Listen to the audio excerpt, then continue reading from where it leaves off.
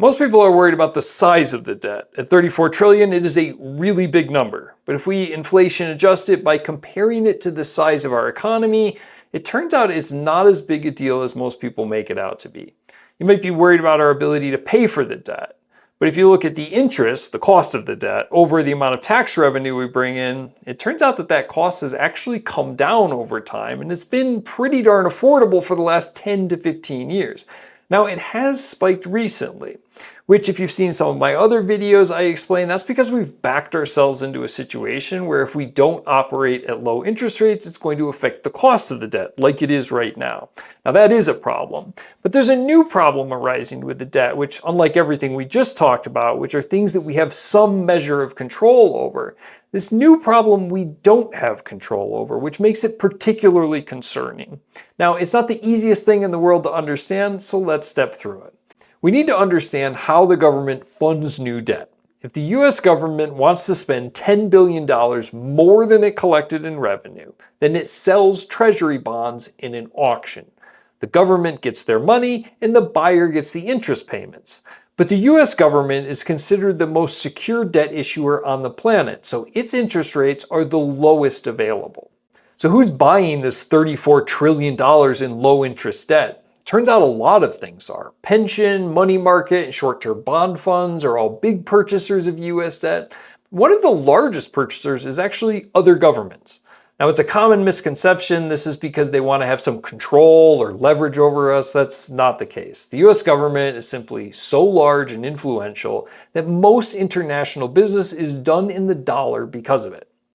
If you're from Saudi Arabia dealing with the rial currency and you want to buy avocados from Colombia with the cologne currency, what currency are you going to write the contract in? It's probably going to be dollars.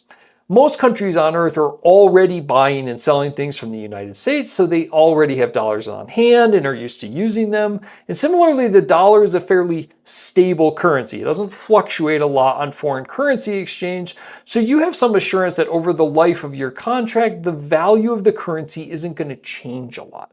If you earn and spend about $5,000 a month, then you might keep $10,000 to $15,000 in your checking and savings account to account for surges in your finances.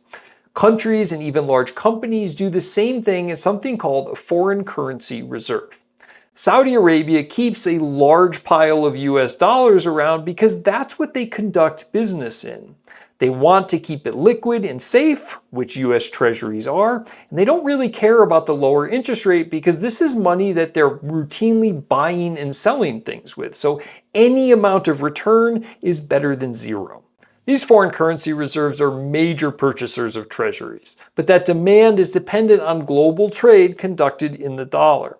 Now, for the last 20 years, that trade's been very strong. But since COVID and de-globalization, along with Cold War 2.0 against Russia and China, the dollar as the world's currency has definitely been weakening. Global trade is either down or flat over the last few years. Foreign currency reserves aren't growing much anymore. And there's been a big movement to try and break the stranglehold that the dollar has had on global trade. We may be working ourselves into a situation where even though we can pay the debt, we can't necessarily sell it. If we go to auction and try and raise 10 billion but only sell 8 billion worth, we would then have to dramatically raise our own interest rates in order to attract more buyers for our debt. The ability to control the interest rate on our own debt is a luxury very few countries have and is one of the reasons we have been so dominant on the global stage. Not only have we backed ourselves into a situation where we have to operate at low interest rates like I started the video with, but now we have worked ourselves into a situation where we are dependent on the dollar as a global currency.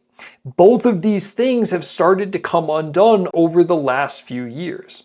Now, the good news here is that this is not a doomsday scenario. We can pump the brakes on accruing new debt and kind of back away from the edge. Now, I've done lots of videos on debt. This video in particular goes over the graphs that I started the video with and goes over them kind of in detail. I hope you enjoy that video. Otherwise, stick around the channel for similar content, and I will talk to you soon.